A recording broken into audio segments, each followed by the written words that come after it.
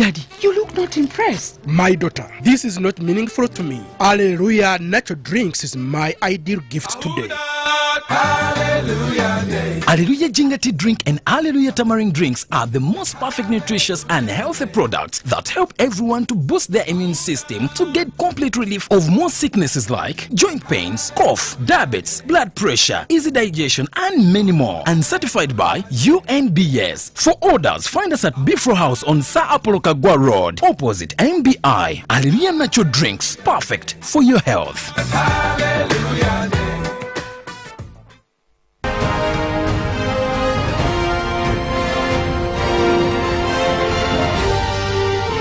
This is Good Morning Uganda.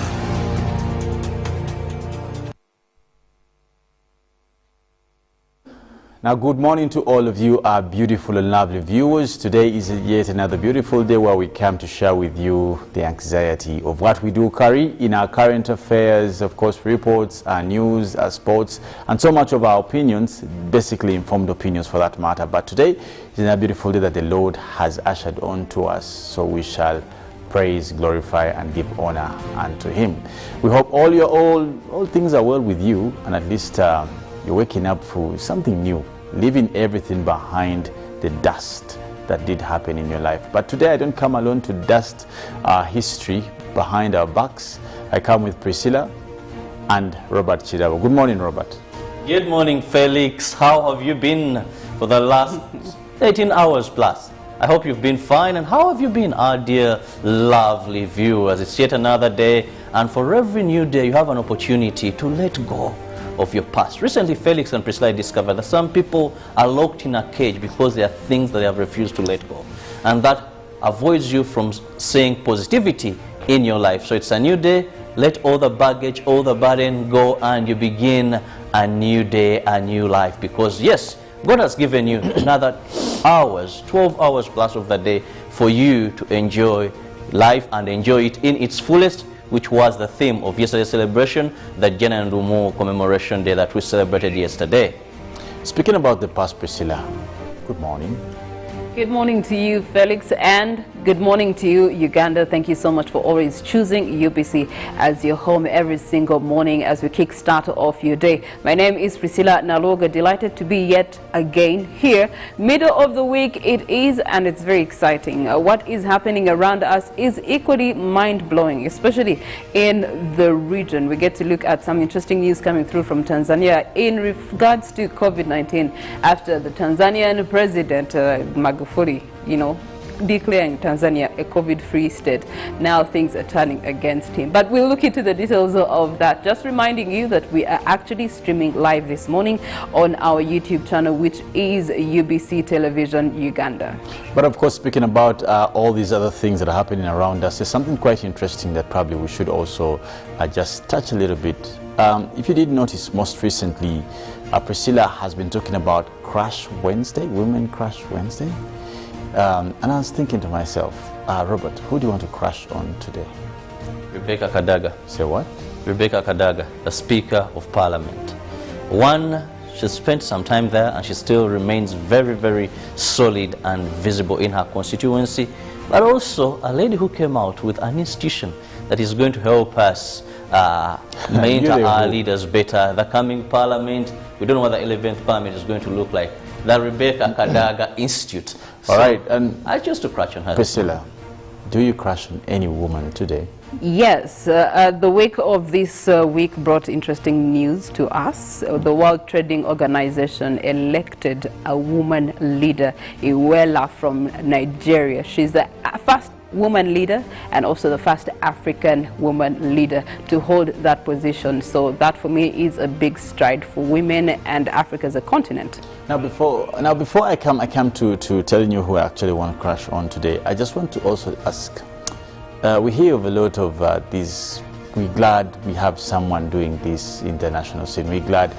For example, look at when Obama, 2008 if I'm not mistaken, when Obama became president of the USA, Africa was a bit excited. But do we always, I find it sometimes not fulfilling to the latter. that, for example, we never get the benefit of our expectation. We have had, for example, Winnie Byanyima as head of some of the most big, we have had him at Oxford. Yeah, Oxford. Thereafter, I think now she's with UN or something like that.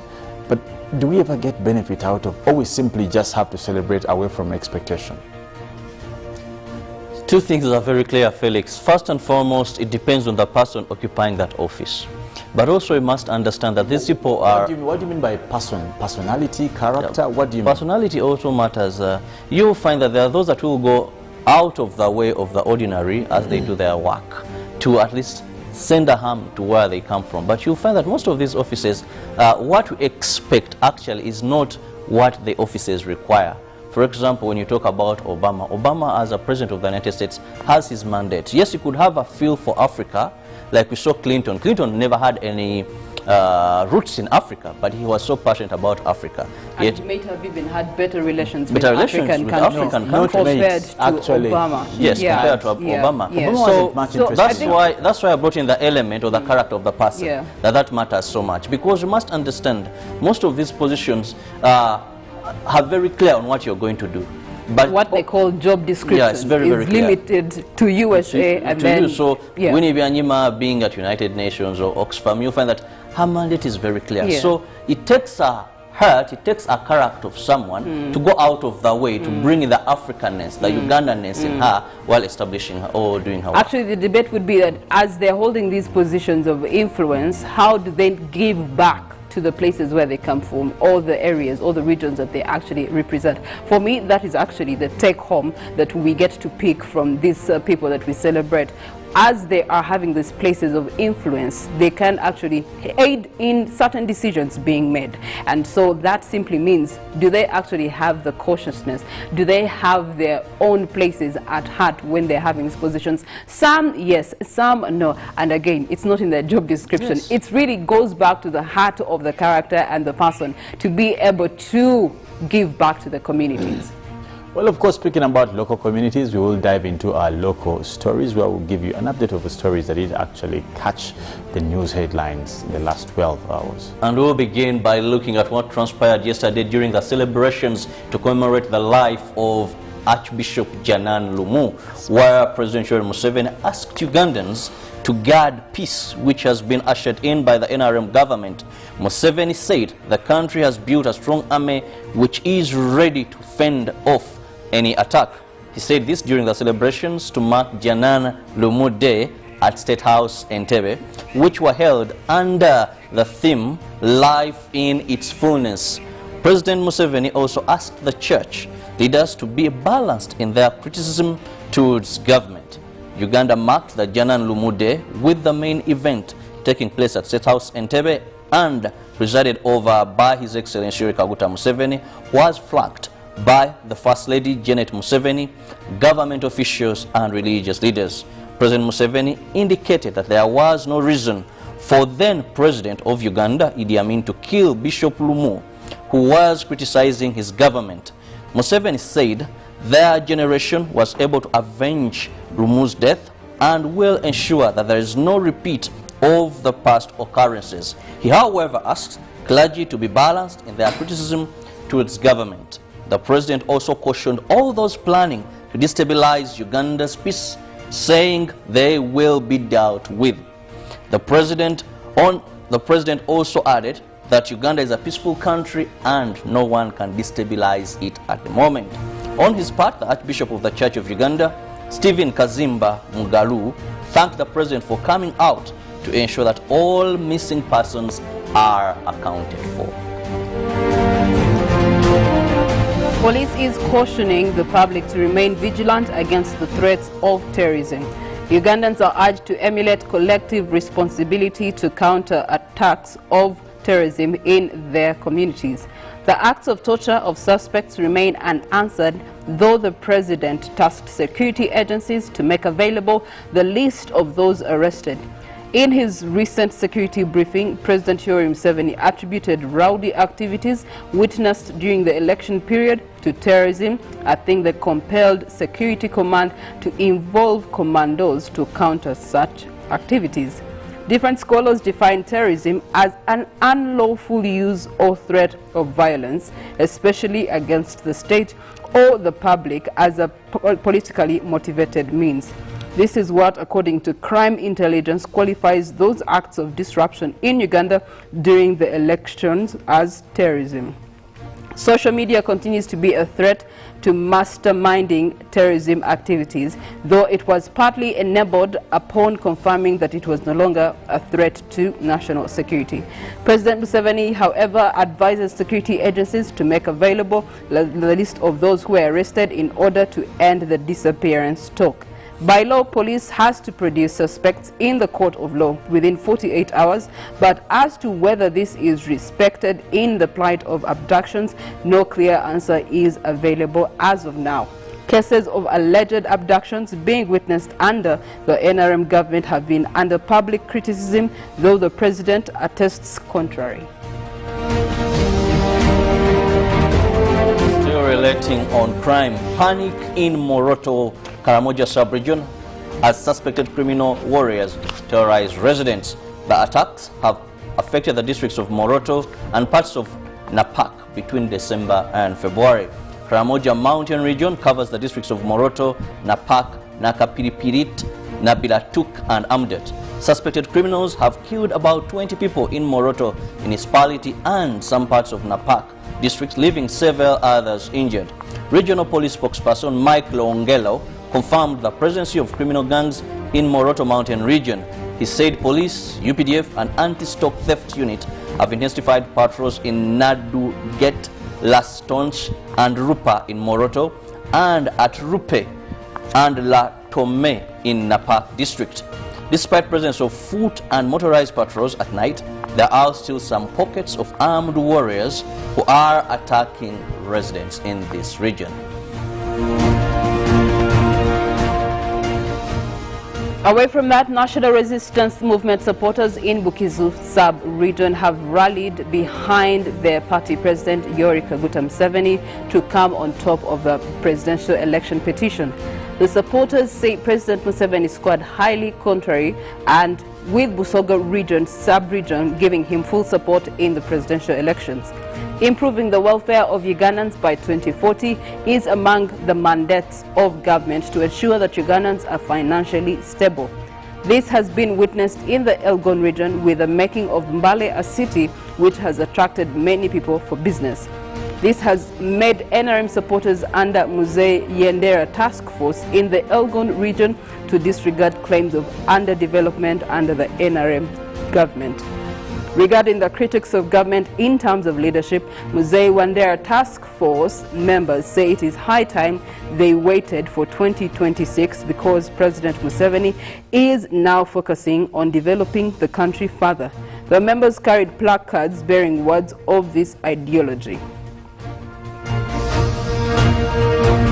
From Bugisu sub-region, we now head to northern Uganda, where interfaith and intercultural coexistence has been key on agenda for both government and private sector seeking peace and security in Yumbe district. As the area that accommodates natives and refugees from South Sudan, religious conflicts dominate affairs of the community. But as we hear, it is now changing day by day. Yumbe district is in northern Uganda, a community fully dominated by the Madi people. 2 years ago, Muslims and Catholics in the region could not interact freely due to religious and tribal conflicts. Yumbe also hosts a big population of refugees, mostly from South Sudan. Coincidentally, these are from the same tribe with Ugandan community in Yumbe. Although they are of the same tribe, religion was majorly a line of conflict among members of this community. Measures to unite the two fractions were set up by faith leaders to promote interfaith and intercultural collaboration for peaceful coexistence among youth who are at risk of extremism and radicalization. The close partnership and collaboration between leaders from two faiths enabled their respective followers to embrace a culture of tolerance and cooperation. The other aspect employed is sports that has been a key uniting factor among the youth in Yumbe and neighboring areas of Lomoga, Ojinga, Merabo, Koba, and Arungo, among other areas. Once upon a time, we had the scramble and petition of Africa. Today, we have the scramble and petition of the highest office in the land. Former presidential candidate Robert Kyagulanyi Ssentamu has threatened to withdraw the petition from the Supreme Court over what he termed as a pre-hearing unfairness. This comes after Supreme Court refused to accept a number of affidavits from the applicant, citing being filed after the deadline. 250 pieces of evidence on saying after National Unity Platform's legal team not beating the deadline provided. Last week, the Supreme Court gave the applicant of the presidential petition up to 14th of February 2021 to have submitted evidence on the ongoing case challenging the outcomes of the January 14th, 2021 presidential elections. According to the National Unity Platform, they have mobilized relatives of the missing persons and victims of violence to petition the United Nations human rights offices concerning human rights handling in Uganda.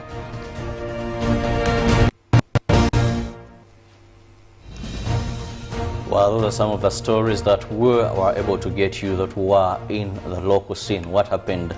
Priscilla, Robert Kyagulanyi now threatens to withdraw because he cites unfairness. But remember also, for every petition, we've had, this is the fourth time you're having a presidential petition, but there have been recommendations. And I think now these are some of the evidences why these recommendations by the judges should be considered. Well, they should be considered, and until they are considered, we will never see otherwise of these petitions in this country. But why should we argue about it? One of the things that came out from this conversation is the fact that they were refused to actually enter those affidavits. Yes, in reference to 2016, 2011, these were allowed even after the petition was now actually ongoing. They were allowed, the people then were allowed to actually put in evidence as and when the petition was actually ongoing. So maybe, Felix, you can throw more light on this. Well, of course, I would say it's unfortunate that my colleague, my brother, Honorable Ssentamu Kyagulanyi, is being dismayed by procedures of court. And if court, you see, there are matters of technicalities and matters of law. And clearly, if you have contesting a matter of law, then that is against you, a person. Because if the procedures of that court and the law says you must file within this time, filing out of time is simply against a matter of law.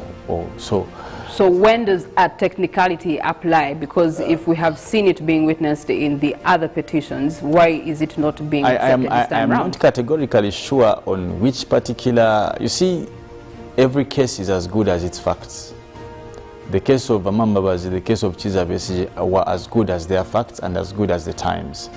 And they were before different judges. So that could not be good precedent, because if it was binding precedent, that should have been used in this particular case to be binding on the court. So in short, because it was not a precedent, that's why it cannot stand in this Felix, one. you talked about the law and technicalities, and there are areas in the law where technically someone can be knocked out.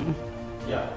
Clearly, and one of the basic principles of constitutional application is that law should be administered without undue technicalities. So technicalities cannot be waivers to justice. So in short, the argument holds no water. Well, of course, it is. He knows the intentions of his statement. He knows the motives. I wouldn't say it holds no water. We just have to watch. We just have to watch. So let's just also go a little bit further. There's the argument that the threat that he will pull out of. Yeah, withdraw his petition. It is right. Yeah. Court, as long as the matter is not in public, rather it's not a matter taken up by state, he's the petitioner, so he has a right. If he doesn't feel or he feels dissatisfied, he can withdraw the matter. But the question is, why did he have to go this far if he didn't have confidence in the court? But well, that is something we hold on to see, because as we know, for now the matter is definitely sub judice. But speaking about international stories, we will be crossing over to Myanmar, still making quite lots of rounds of news there, and we're looking at Myanmar's opposition leader, now called opposition funny. That is Aung San Suu Kyi, has been handed a second criminal charge on the day she appeared in court via video link. Now, Mrs. Suu Kyi who was earlier charged with possessing illegal walkie-talkies, is now also alleged to have violated the country's natural disaster law. It's not clear what the new charges issued on Tuesday relates to, but Myanmar's military earlier repeated its promise to hold fresh elections and relinquish power as protests continue. Now, the anti-coup demonstrators are demanding the release of their elected leader, that is including Ms. Suu Kyi, following the military coup on the 1st of February. Now, in the military first news conference since toppling the government, spokesperson Brigadier General Zhao Tan said the armed forces would not remain in power for long and promised to hand power back to the winning party following the planned election. In other news, Iran's meddling must be tackled before Iraq elections, US tells UN. The United States said on Tuesday that creating a conducive environment for elections in Iraq later this year includes tackling Iran-backed militias, Iran destabilizing activities in the country, and remaining Islamic State's elements. Now, acting U.S. Ambassador to the United Nations, that is Richard Willis, told UN Secretary Council meeting on Iraq that one of the highest barriers creating the conducive environment for credible, peaceful, and inclusive elections in Iraq is the presence of armed militias violating extremists against the people. Now, a conducive environment means that we must address Iraq-backed militias, Iran's destabilizing activities in Iraq, as well as remaining ISIS, and Mills said the same. Now, these groups undermine the public trust in the government, and in October 2021 elections, they are killing citizens in the bid of staying in power of this country. Coming back to Africa, we'll be looking at Tanzania, which is likely to be among countries that Oman will put on travel bans list as a measure to stop the importation of coronavirus. Now, the Oman's news agency report, quoting the Sultanese health minister there, that is Dr. Ahmed bin Mohammed Al-Said, said that data showed that travelers arriving from Tanzania recorded at least 18% rate of COVID-19 infections, which is a very high number. Now, he came out to say that the committee was considering stopping flights from the countries that have a high rate of infection. Until recently, Tanzania authorities have promoted a narrative that the country was COVID-free, but there is growing concern about an increase in reports of people dying of respiratory infections.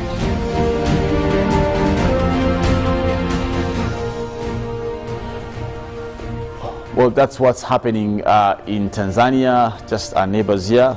Dr. Pombe Magufuli has been quite consistent about the stature of COVID-19 in his late country. But of course, a couple of countries have gotten concerned. I remember when His Excellency, the President of the Republic of Uganda, now President-elect, traveled there and about the pipeline, oil and what. And it was quite sightly when the photos came out and we were seeing President Magufuli without a mask and Museveni, Tibuhaburwa, His Excellency, also putting on a mask. It was a mismatch, yet shared vision. And it put a couple of questions and us to think that when we talk about the East African community, when do we ever discuss commonality in policy? Felix, first of all, when you go to Rome, you do as the Romans do. So our president was in Rome, so he didn't do as the Romans do. He did what he wanted to do. He thought was best for him. Yes, but the Romanians still do and conduct their life the way they should conduct it. For me, one, it poses a thought pattern. What will this have on impact as far as international relations are concerned between Tanzania and the rest of the world? Well, to me, Priscilla and Felix, and to our viewer, when I look at Pombe Magufuli and the way Tanzania is doing it, I equate it to an ostrich. You know, an ostrich, when posed with fear, this is what it does. It will hide its head in the sand, yet the rest of the body is outside. Yeah. You get it? Yeah. So Tanzania could hide under the leadership, its head in the sand, yet the rest of the body is out. And now reality has kicked in. Statistics have kicked in. It was in around April last year when they ceased to issue any statistics. And Pombe Magufuli came out and declared Tanzania is COVID-free. Now look at what happens. Felix asked about the East African community. The East African community still has a challenge that we've not had full political integration. So each of the countries in this region... But we cannot equate COVID-19 to politics. No, you know why I'm bringing that equivalent is for you to decide policies politically. So if Uganda, the way we acted regarding COVID, the way Rwanda acted regarding COVID, if we had a single, because this was one of the visions of East African community, monetary, we have one currency, or we have free movement of people, then we also have a vision for political proper integration politically. So if we get to that level where we can have universal principles, but now there is sovereignty, every state has its own way of doing things. Even the few we've agreed to, some parties they don't work. So that still remains a challenge. But when we get to that level, for example, United States of America is a communication of a number of states. But because they have one leadership, sometimes a state, a governor could mess, but there is something that really unifies them. So we need to get to that level. But for now, Rwanda can do what feels is good for them. It also brings me to reference to history. When you look at those that came to, protect these territories for themselves, for their own selfish interests. You look back into the colonial times. You have maybe Kenya and Uganda sharing the closest relationship with British affiliation, whereas Rwanda has a closer affiliation to France, which was the region that colonized them at that time. Now, in post-colonial times, it also brings in the difference as far as ideology and mindset is concerned, because these are being guided and maybe subscribe to the British. For example, we are in the European Union. We have the Commonwealth, and while we have the Commonwealth, still as a region we still have those underlying post-colonial conflicts that will rise up, because you have the World Health Organization maybe putting Uganda, Tanzania, not Tanzania, but maybe Kenya on the list of African countries to receive vaccines, but then they're denying the same vaccine to our neighbors in Rwanda, possibly because of those underlying conversations that no one actually ever wants to go back to. But also, in consideration of that, look at just the relationship between the East African presidents right now. It's also salty, especially for Rwanda and Uganda. It's a bit salty. Kenya and Uganda, they make good, they make ends meet, but then at sometimes they disagree. If the East African Railway has not manifested, how do you expect them to do something about COVID-19 as a whole region? Speaking about region, speaking about interfaces, I want to cause an interface with my Hallelujah ginger tea drink this morning as we usher ourselves into a break. But me and my colleagues will share Hallelujah ginger tea and tamarind. I can tell you not any better time at this moment where we'll be able to at least deal with your acidity levels, detoxing your body for skin purposes, but even for people who have high blood pressure. These drinks do you good, because don't forget they're actually natural, and they are one of the ways we do promote our local industries of production. Now we'll of course, speaking about the same, Robert, I see you holding yourself Hallelujah ginger tea drink. Yes, I still hold my favorite, which is a ginger tea drink, and I always tell you every morning, you see, ginger is very important. It clears your throat. And remember, for people who've read much about COVID-19, it affects your respiratory system. So this is one of the drinks that will boost your immune system. Talk about anything in the fight against COVID-19 as you drinks. When we return, we'll be looking at... We're going in for the song of the day to inspire you, and as we return, we're definitely going to be looking at the transport sector, how it is actually surviving under the new normal COVID-19. Good morning, Uganda.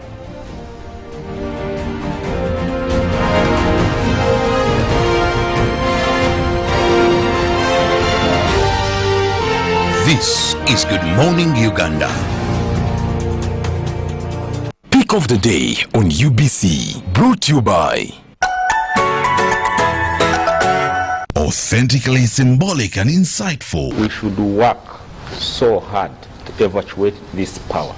Behind the Headlines, every Wednesday at 10 p.m. with Charles Odong Thor. was brought to you by Thank you for choosing MTN. Use MTN mobile money, bundles or other services to get Thank You points. The more you use, the more Thank You points you get. We look forward to many more years together. Thank you.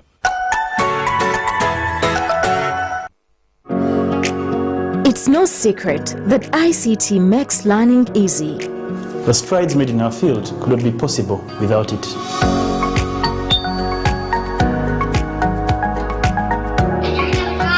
And now we can watch our favorite show.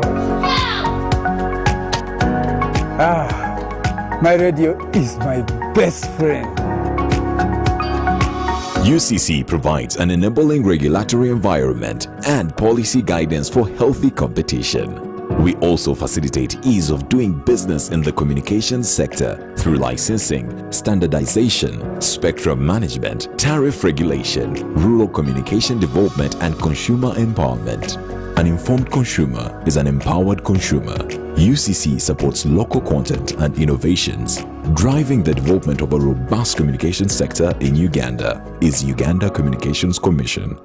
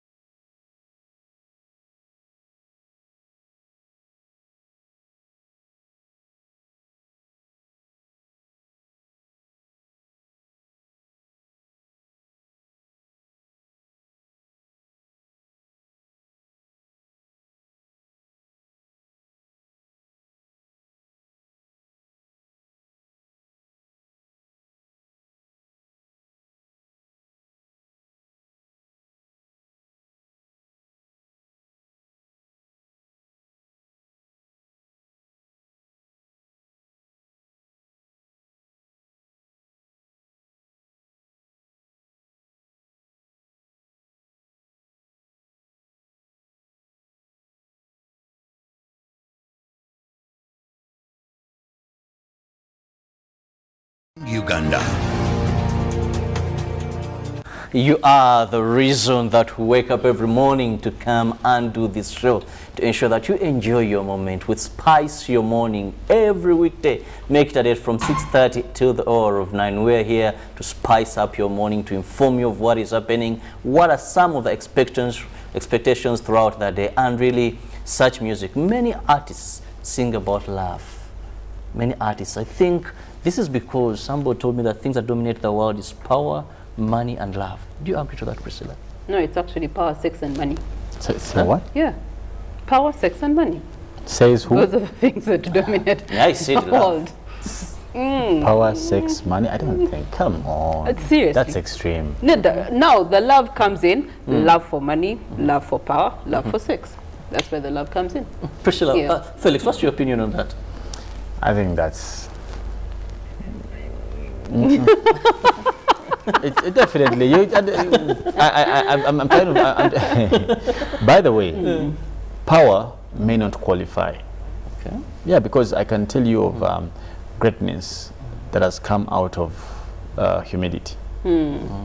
But we can be challenged. If we were to put comparison, to make on a weighing scale, you'd have the list of people of power being more than the people of humility. That's yes, and that's why that's why it's treasure. It's treasured. Let me remind you. Do you remember when Chilabo, you asked him a question about whether he would go out of office? He would easily hand over police if he was president. What did he say? He tried to explain and as money. If the reason why is because he cannot give up power easily. Political offices to 7 years. And you're talking about tell you what. And even in the 7 years, you still don't want to give up. Actually, I was just thinking when I was watching this song play, and when you listen to the lyrics, it's like a repetition of so many songs. I'll travel the mountains, I'll go blah blah blah, and it speaks volumes about the power of love. I think that's something we must also come now to think about. That's why if you're to just pick an album of different, let's say randomly, pick 20 artists and look at their songs, you'll be surprised that 80% of those songs will be about love, and that's the power of love. Then maybe the another challenge towards us is now we must accept that the greatest of all things that we liveth there before is love. It's surely no doubt about that. I love the lyrics. I will climb every mountain. I will swim in every sea just to be with you. Let's bring it to Africa. Let's bring it to Uganda. Really? I will go through every pothole. Not some potholes. I will go through every bush, just every tear gas, just to be with you. Yeah, I mean, we have got to make it relatable to where we are. Priscilla is just reminding you of those days where people used to write, "I love you till Lake Victoria dries." And these are some of the impossibilities. Lake Victoria is just getting full and full. And it's even flooding. Last year it was flooding and it took people's houses. But also talk about love. You know, I spent so much time covering crime, so I learned that there are crimes of passion. Yeah, yes. Under police, so Enanga would sit by then Simeo, Subuga, or Judith Nabakova, and so now on crimes of passion. They start in Mubende. A woman stabbed her husband because it's and by the way, Robert, now another crime of passion. It's actually very sad. It's painful, and for me, you speak about it as a reporter, but I have encountered some of these scenarios in practice, and it's very, very sad. For example, imagine people who made vows to love each other, to be there for each other in rich and poor, sickness and health, and today they people, you stand between people trying to, waves of slaps, kicks like chakuta, but then where, and this is something that you should question some of people who have made commitments to the latter, that at what point do you leave these promises you make? You who's singing about potholes, I'll travel, at what point do we have been promised a better, livable, conducive city? You've just told me in Chitez you have potholes that collect I tell you, ponds. They are becoming ponds. You're about to start fishing. I can tell you, you can plant. Well, today in traffic, I'll actually check out Chitez. Well, talking about issues of traffic, issues of transport, we now move to a newsreel story today where we are looking at the transport sector vis-a-vis COVID-19. Where I just remind you, just a flashback. We remember that during COVID-19, public transport, there were regulations guiding transport in Uganda. Then after it was on the 4th of May when His Excellency announced that public transport would resume. But this necessitated some guidelines to be put in place. And if you remember very well, a letter that was issued by KCCA on the 28th day of May, that was 2020, was clearly stating how transport was going to resume. This included strict guidelines of how they are going to be operating. But unfortunately, over some time, we've come to believe and understand that these guidelines now ceased long time ago to be implemented. And it's no longer that safe to move in public transport because the COVID-19 guidelines, I don't know if you remember, one of the interesting guidelines in taxis was a sanitizer. So people would sanitize. For the border, this thing of the book never worked. Remember, contacts. That one from the onset, it never worked. I don't know, maybe Felix or Priscilla anywhere, or where border would ask for your contacts. I think that was one of the things which would help in tracing. That didn't kick off. So here we are, Priscilla, and now the operators themselves have come up with a team to enforce these guidelines. Okay. Of course, with the new normal, I mean, it was a tough time going into total lockdown in 2020. We did suffer, especially the transport industry did suffer. And in sort of curbing what was quickly spreading in the country, one of the resolutions from the presidential directive was to actually minimize modes of transport and minimize locomotion of people from one area into another, because that would introduce, if a person had COVID-19 coming from Kampala and they're going to Gayaza, they would then expose the community of Gayaza to getting infected with COVID-19. So that was the original or initial reason as to why they were trying to manage the transport sector by limiting them from not actually even working at all. If you need to move, please buy a bicycle was the recommendation from the president, or use your bare 2 feet to get to where you want to go. Of course, you cannot be walking all the way to Gaza, but some people did. Anyway, in June, there was then a reconsideration, and there was a partial uplifting, especially in the transport sector. Taxis were allowed to open, but only allowed to carry 7 passengers. And as you have mentioned, the SOPs were a must.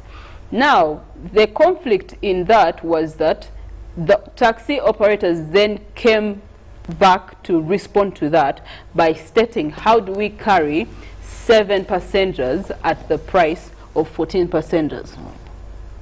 So with negotiations around it took them a month. They had a month to be able to, before they actually reopened. And through those negotiations, they managed to actually resolve that for the price of 7, they're going to have to multiply the cost of transport times 2 to meet the cost of the other 7 that were not allowed to step into the taxi. And yet, your fueling at the fuel prices are still the same, and the other demands that come through, the charges that they have to pay to the taxi operators and associations and the taxi parks, all those nitty-gritties do not change. So the cost of doing transport, especially public transport, was the same, and yet they were limited in number. So then the consideration was, for the price of 1, you pay the cost of 2 people. So that then managed how they entered back into business. Now, getting back into business, of course, elections overtook what should be considered as monitoring of these considerations that were put forth, especially in the public transport sector.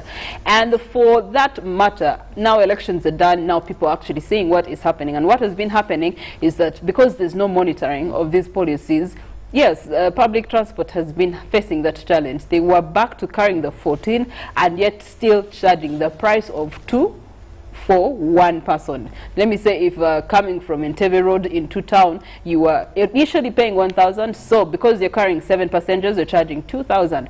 Now they were putting in extra passengers and still charging 2,000. And Muntua wants to see what can they do. They're at the mercy of public transport to be able to come into town, do their business, and bread for the day, and go back feed their families. So they had no choice. That's one. Two, the fact that also there was the registration that KCCA did in June to July when they called upon taxi operators to re-register themselves in consideration that now actually that they are was limited. done with KCCA and Ministry of Works and Transport. Yes. Because KCCA would give you the license, then Ministry of Works would give you the route chart where you're going to be, and that was basically at Old Kampala for Kampala. And we remember it was also a bit of a problem for many of them. And up to now, this is where I also want Felix to come in briefly, that Priscilla has talked about the operators themselves. But you analyze and understand that even what government or KCC and Ministry of Works committed themselves to have done, they have actually not done that. Let me just finish. The purpose of this operation was to also ensure that, one, they manage the population, because the population is not going to reduce that is coming into the city center or the metropolitan area, and yet the number of people being carried in a taxi is less, meaning that you might need more commuter taxis on a route to be able to manage the population that is looking for locomotion. So with that in consideration, they brought about that operation of registration so that they could then give taxis routes that could manage the population locomoting from these different routes around the metropolitan area. Has that also been successful? No. Taxis have gone back to square one. They've gone back to their usual stages. You have the fact that they have gone, the other thing that came up in that time was the old park also being closed off for reconstruction. Now, when it was closed off for reconstruction, it also brought in the issue of taxis do not have where to harbor while they are picking up passengers. That also opened up opportunities for people who had properties to turn them into taxis, but personal taxi parks for that matter. So they have to pay subscription to the owner of that property to be able to park in that area and then get passengers to do. So all these things cropped up with all the decisions and the policies that were given in guidance of having public transport resuming and fully functioning under the new normal. Have they been followed through? Well, they have fallen short because there's no monitoring and evaluation of the policies. Felix, chipping in here, when we talk about this, what the taxi people had to do, for example, to ensure they have the sanitizer, to ensure they carry limited number of people as guided by, as the directive of the president, but also on the other side, KCCA and Ministry of Works had certain things they had to put in place. Maybe briefly if I go through them. That was beginning on the 29th day, all taxi operators should report to KCCA to be assigned taxi stages and taxi routes which they will operate. That we saw, it was conducted, though it still had some challenge where some even missed out. After obtaining stage routes where you will operate, you will then report to the Ministry of Works and Transport to obtain temporary route charts valid until the 31st of December. So meaning now the route charts that they had were temporarily expired. They had to be renewed. That has not happened at any one time.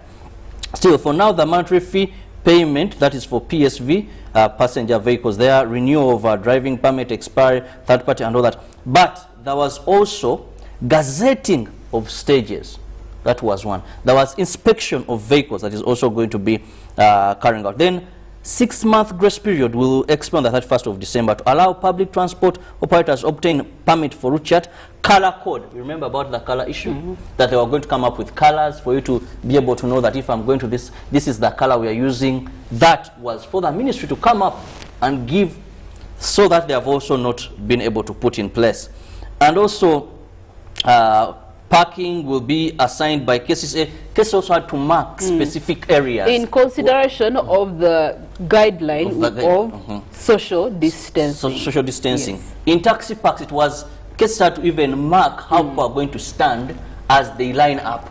All these, we've not seen them, and many others in terms of time that have not been mentioned.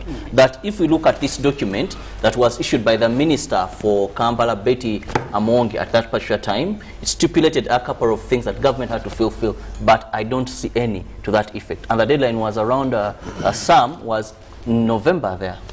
Well, For motorcycles, just before also was that we are going to have white number plates for those that transport passengers, then yellow for the non-transport for private motorcycles. So much was in this, and yet little we are seeing. Yeah, it's so fond of this country. I wonder why we are actually surprised. But speaking about the content of your earlier submission, Robert and Priscilla, you must also remember and put into true consideration that what is the intention? You know, government, why did government get to this particular position of having a discourse in terms of transporting and basically also the stakeholders in that order of taxi, borders, private cars, just to mention but a few. When you look at, let's take a case study of Kampala, which is the capital city. For some of us who move on these roads, all of us actually, we move on these roads, the congestion in terms of cars is, one would term as mayhem. One, even when you have good roads in the few places where you have them, they don't have stop centers or bus stops or whatever, right? Even where you have bus stops or bus whatever pickup points, they are actually not respected, right? Where you have, for example, zebra crossing or road signs, they are not respected. Where you have they normally build some kind of heaps that people shouldn't cross from there, or borders. That's exact point where borders will cross from. What I'm trying to shade for you is that we have a sort of a mixture of activities and abuses of laws in terms of motorized usage. Now, most recently you've seen the non-motorized roads. Who uses them more? The non-motorized lane are very motorized now. The motorized users. You actually find trucks. Surprising how they fit into a small space. Exactly. But then, remember all these things we talk about. You see, and when I sound like how I'm about to sound, people want to make us or to paint us anti-government because of speaking about the truth of the reality. You pick onto a project you know very well you can't do. You know very well. And you know that the intention is that you want to do it. But then you waste time, Uganda's people's time and resources, the money that would have done something else. Inconveniences. Thank you. And talking about inconveniences, that time, how that's the worst thing. People had to come in that under that people agreement. In lockdown, people were stuck in Masaka. People that shout here were refused. They also were not to work. So it was now that inconvenience. If you don't, and the reason why I talked about intention is that we are devoid of institutions that have plans and will live to see those plans executed. All these things are good, by the way. Yes. Let's be probably there. That's why we should have started. These are good plans. We need them as early as yesterday. We need them. We need to have a city that is organized. Do you see the confusion in this town? Have you seen the people who ride the borders here? They do not respect traffic lights. They don't respect other road users. They are not orderly. Actually, they are not professional. Anything, accidents are now more caused by borders than anything. That's a matter of fact. And I'll quote there was a report of the current, that is Director of Traffic Uganda Police, that is Lawrence Niwabina. He said borders are a necessary evil. And said it's the most unsafest means of transport in and let me tell you, and you see, I hate comparison personally, by the way, and even to compare more to people. But I have fairly traveled in countries that use matatu and countries that use border. Rwanda uses border. I swear to you, for some of you viewers who have been to Rwanda, I have. Tell me that a border rider will take a wrong turn. Let me tell you my experience. I did take a border in Rwanda. First of all, he picked me up from the house. Then he gave me a helmet. That's the first thing. First thing. If you don't have a helmet, they will not take you. They won't. They don't care how much money you're giving them. You don't have a helmet, you will not sit on that border. Then they drive you at a certain speed. Exactly.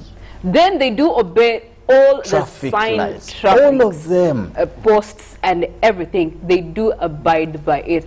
You won't find them carrying 2 passengers. And no, that one. How? But then the cost of it, my the friend, penalties, the regulations on it. Now, That's what I'm talking about. That, don't you see a difference? These whole nice policies, Uganda has been up. For the borders, Felix, just remind you what on the content, they were supposed to have helmets, numbers, jackets, app belonging to a digital platform. We were going to seize her. But you see, one thing precedes, and we were asking at that time, does government, you see also our government sometimes can be funny. Talking about digital platforms, each border. Have you invited people to bid? Are you starting up a government? Things are not focused. The transport today, you have seen the taxi drivers at a media center talking about how people, their own colleagues, and even the passengers themselves have abused. People sit in taxis as much as 15, 16 people now. Yeah, and the new consideration to that is that if a taxi is stopped and is found with more than 7, the extra is going to be fined or imprisoned for 7 years. The question then becomes, who is the extra? You get the extra, you see, that comes when already. How do you know? This extra can sit anywhere. Yeah, you get it. So now you're looking at laws that are not directed. Because then you see, and this is where. But Felix, finally, in the interest of time, Felix and Priscilla, what has to be done? Because everything that needs to be done is there. And the plan was rolled out. Put it on paper. You don't have the people with the will in the right offices. You have people who are occupying space because it takes the will. Every country has been at this level, but they had to appreciate the will to change. Let's step away from the taxis a little bit and maybe go to vendors. And KCCA has a team that is supposed to be managing the street vendors. Enforcement team. Guess what? They will walk the whole of Namirembe Road up to Loom Street. There are vendors there. Then they will just capture 1, 2, 3 people. Then actually, honestly, by the way, this was very interesting. There's a time I was around Old Park, one of those buildings, and the KCCA, you know, the enforcement guys were passing by, and guess what? The ladies that were doing the vending on the road, actually among themselves, they talk like, you sent us a KCCA. Yeah. I was baffled. And when they came, please, they found a corner, they cleared their dues for the day, and they were left to continue business. So what has to be done, therefore, is first, there must be the will. Then second, institutions must be working, and they must be corrupt-free. We've seen so many times governments planning to have a good will. By the end of the day, also politicians have come in the picture and rubbished all cause rebellion against such good policies. Well, we're still enjoying Hallelujah here, and for you, we keep on advising you, please start your day with Hallelujah, ginger tea drink or Hallelujah turmeric drink, which will boost your immune system and ensure that you're able to conquer a couple of diseases, because a strong immune system really helps you fight diseases. When we return, I and Priscilla will be looking at some of those trending stories in the print media. Keep it on UBC TV.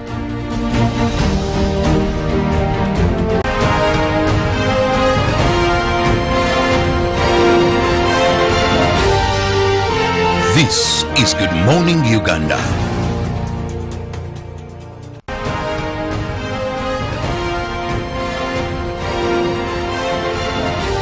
This is Good Morning Uganda.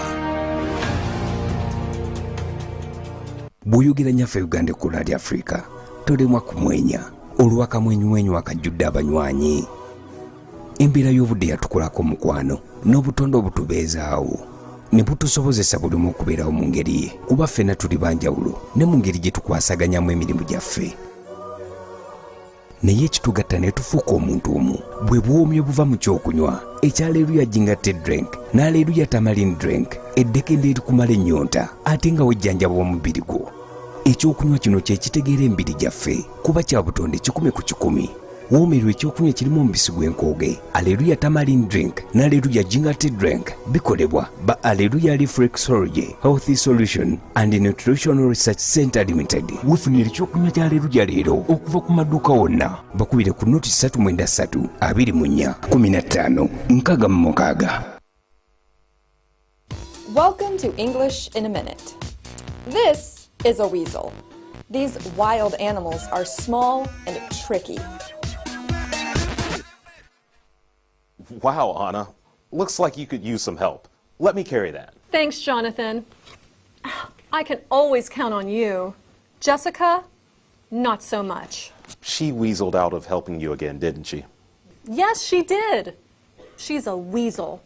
To weasel out of something means to successfully avoid doing something in a dishonest or clever way. This phrasal verb has a mostly negative meaning. You can also call someone a weasel, like Anna did. Some animals just have a bad reputation. And that's English in a minute.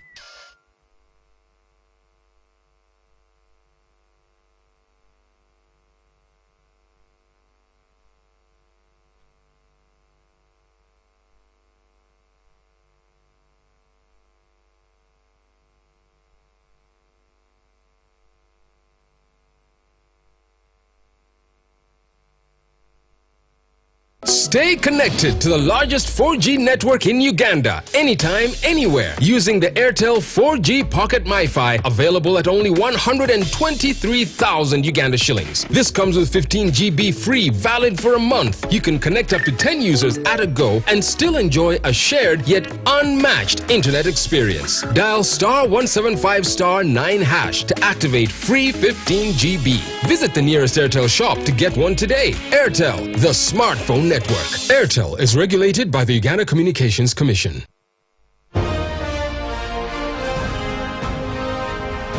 Live from UBC Studios in Kampala. This is Good Morning Uganda. Your morning show every weekday where we ensure we spice up your morning with information most relevant to you as you go about business during the day. Priscilla, today, before even going to press review, I want to send out regards to all housewives. You know, most of the times we get home and we do not think that these people really do some work. And a person will say, my wife doesn't work, but actually they do a lot of work. That is from one of our viewers. She's called Naiga. I've forgotten the other name. She made me say, every morning as my husband goes to work, I'm glued on UBC TV, and thank you guys for the good work. I'm also crushing on our ladies in the newsroom here at UBC. They do a commendable job and they've stood the test of time. So to the ladies in the newsroom here at UBC, I wish you a lovely day and thank you so much for all the efforts you put in for the work we do. Looking at some of the stories in the dailies, I'm holding the new vision of today. That is the 17th day of February 2021. And here we have a big headline. Kyagulanyi wants 3 judges off his case. Judiciary says he should raise the issue in court. Still in the new vision, we look at over 4 districts hit by foot and mouth disease. And also for the total free top class material inside. So for those that have top class, remember these will not resume school any sooner. There is some material there for you. And 10 witnesses lined up to pin Chirumira murder suspect. That is page 8 of the new vision. Then we go down and we look at we avenged Lumu's murders, says President Yoweri Museveni. That was yesterday during the commemoration of the late Archbishop Janan Lumu, who was murdered during Amin's regime. Down we look at Kabarole saga, land PS sucked into 180-acre property dispute. Ministry of Health, more than 75% of cancers in children undiagnosed. That is a full stories on page 12 of the new vision. And court rejects Dr. Lagu's bid to block prosecution there. The Daily Monitor is bringing you at the top for only 2,000 shillings. Tower works for the 38 billion Muslim Center starts. You also have in-homes building lessons you learn when at site. You can find that on page 17. You are actually having construction site right now. This would be a good read for you. But in bold and black, teachers ministry split on curriculum, born of contention. Whereas Ministry of Education officials say that they have compressed the contents of term 2 and term 3 Ministry to fast-track teaching and learning for semi-candidate classes. The Teachers Union says the abridged curriculum will not work, and so the battle begins. Anniversary Museveni Church mark Janani Luwum Day, and interesting there, Madam First Lady Janet Kataha Museveni is wearing a nice shoe. I feel like I'm wearing the same shoe today, but away from that. Pilot retires after 40 years in the skies. That is on page 3. Bobby wants 3 judges out of his petition. The Lizard responds to that and is asking himself, maybe he has his own judges. In the regional news, we look at caterpillars ravage crops in Uganda district. And of course, more news, why Uganda is opting for AstraZeneca vaccine, and fresh details merging on Chambogo land story. Still in the New Vision, as we head to Women's Day, that is on the 8th day of March. New Vision brings you photos of women who are hustling, and today they have brought you Amina Namayanja, a mother of 5, operates a charcoal kiosk that is in Namuwongo, Kampala. Then also know your member of parliament. We have today Fred Byamukama, who is Buganga's West member of parliament. More about him. Rebecca Kadaga, Kamuli woman member of parliament. Know about her more in the New Vision. And Nathan Nandala Mafabi, Budadiri West constituency there. Today in history in the New Vision, it was on this very date, the 17th day of February 1998, when MPs presented a list, members of parliament presented a list of houses belonging and assets to businesses estimated to be worth 6 billion, allegedly belonging to embattled State Minister Brigadier Jim Muhwezi. The list was read in the House by Nathan Byanyima, and the move or motion to censure Muhwezi was led by Salam Musumba, who was Bugabula South member of parliament by then. Also on the same date, but on 2009, Trump Entertainment files for bankruptcy. That is a Trump Entertainment Resort Insurance there. The casino operators named Donald Trump filed for bankruptcy, protecting his assets there because there was a lot of problems he was to face. So he chose to declare bankruptcy there. COVID-19 is still with us, and the New Vision brings you statistics as they stand. Today, Uganda, so far we've lost 331 persons to COVID-19. 331 recoveries not indicated. New deaths are 3. Rwanda has so far lost 239. Kenya 1,795, while South Sudan has lost 79 people. In the region, when we look at how continental the disease has affected us, USA is leading, followed by India, Brazil, Russia, and the United Kingdom. Daily Guide this morning is giving you in the news boat accident. At least 60 people have drowned after a boat capsized in DR Congo. Officials have said some 300 people have been rescued, while 200 others are unaccounted for. In Dubai, Princess Latifa, daughter of Dubai's ruler, who tried to flee the country in 2018, is accusing her father of holding her hostage. And from the archives, then General J.J. Odong at Mbara shooting range ground, where he participated in a shooting range with other army officers back in 1997. The interesting thing about this picture is that he's in informal uniform and the rest are in official uniform. Is that... Anyway, by the time it happened, I guess it was exempting, if we can call it that. I should look into this. It's very interesting. But I like his sense of style, nevertheless. Today in history, Catholic priests arrived in Uganda. The year was in 1879. Also in history, China invades Vietnam. The year was 1979. And Uganda's first to own a petrol station. That was Lubogo JK in 1962. Looking at the New Vision Sports, here we have so much regarding Nachivubo Stadium. There is a picture of a section of the incomplete Nachivubo Stadium project, whose construction has been on and off since 2016. with the old structure having been erased to pave way for a new structure. Remember, the stadium should have been completed last year according to plan. Wednesday, sportswomen, they give you more there. And regarding AFCON, how we stand today, Uganda, Cameroon and Uganda. Then on Saturday we shall have Malteria versus Uganda. So much there for you on the AFCON scene of the games, how we are doing and what we expect here. Biekwaso tells the boys, I trust in you to take us to the knockout stage. For the 17th day of the month in the world of sports, 4 Daily Monitor and the 20 Africa Cup of Nations Mission Possible, the Hippos gave themselves the best possible chance of progressing past the group stages. They do have a fixture today. Read about the full story in the Daily Monitor. You get to look at Rukare, the champion UOC NCS Harmony, and that is the incoming Uganda Olympics Committee president. He has announced his manifesto, he has launched it, and he has also talked about the key focus areas, including athletics and officials, facilities, funding, strategic partnerships.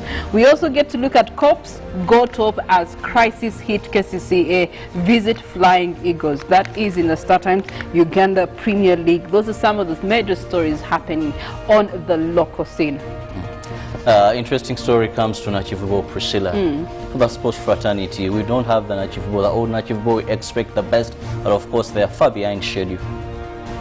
Well, you know, it's under Ham Chugundu's property now, and so it's a private investment, if we can call it that. So as and when he's ready to convert it into what we initially want it to be, it is entirely in his docket. We can only expect that it is a stadium at the end of the day and not another shopping arcade for many that are cropping up downtown Kampala. When you go downtown Kampala now, interestingly, COVID, people say they don't have money, but the number of buildings that are coming up downtown Kampala, one question, they don't have money in cash in pocket, or they don't have money in terms of liquidity and other things. Anyway, I check out the traffic in Chitezi, maybe check out the areas of Gaza and the entire road when we return with traffic updates. It's still Good Morning Uganda.